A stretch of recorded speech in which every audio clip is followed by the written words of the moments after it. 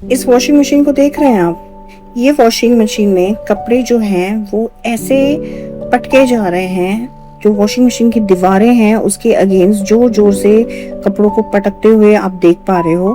और यहाँ पे पानी है, बहुत सारा पानी इधर उधर उथल पुथल कर रहा है कपड़ों के बीच में।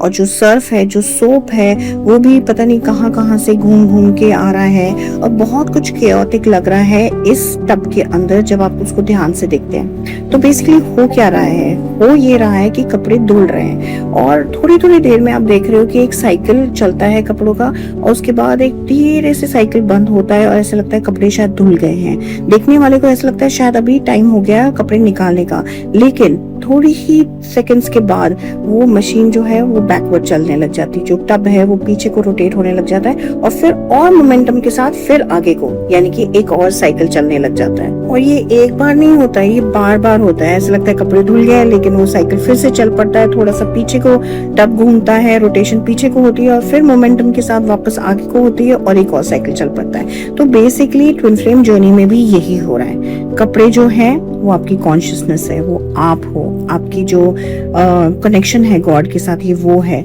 जो पानी है वो आपका जो है मिरर एक्सरसाइज, आपका स्पिरिचुअल टूल जिससे कपड़े साफ किए जा रहे हैं। जो सोप है वो आपके कहीं ना कहीं आपके टीचिंग्स हैं, आप क्या मानते हो ट्विन फ्लेम्स के बारे में, वो जो आपकी ग्राउंडिंग है, नोइंग ऑफ ट्विन फ्लेम्स, वो है।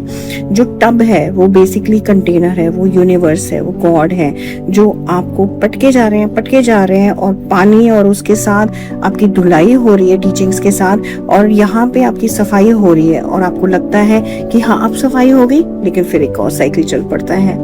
एक ट्विन फ्लेम जर्नी में भी आपने देखा होगा, आपको लगता है कि मैंने कुछ हील कर लिया, मैं ठीक फील कर रही हूँ, मुझे बहुत ज्यादा पीस फील हो रहा है, मुझे लगता है मेरा यूनियन बस बहुत पास में है, यानी कि सफाई हो गई है।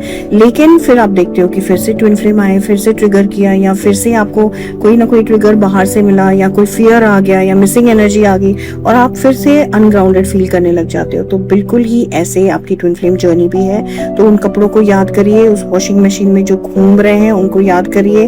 पानी और साबुन अगर आप यूज कर रहे हो, कंटेनर ऑलरेडी है, आपने सिर्फ पानी और साबुन के साथ कॉन्स्टेंटली उसको होल्ड करना है। वेटिंग एनर्जी में नहीं रहना है कि कब कपड़े धुलेंगे, रादर नोइंग में रहना है कि हाँ मुझे पता है कपड़े धुलेंगे, साइकिल घूम घूम के एक टाइम आएगा जहां पे मेरा यूनियन हो जाएगा।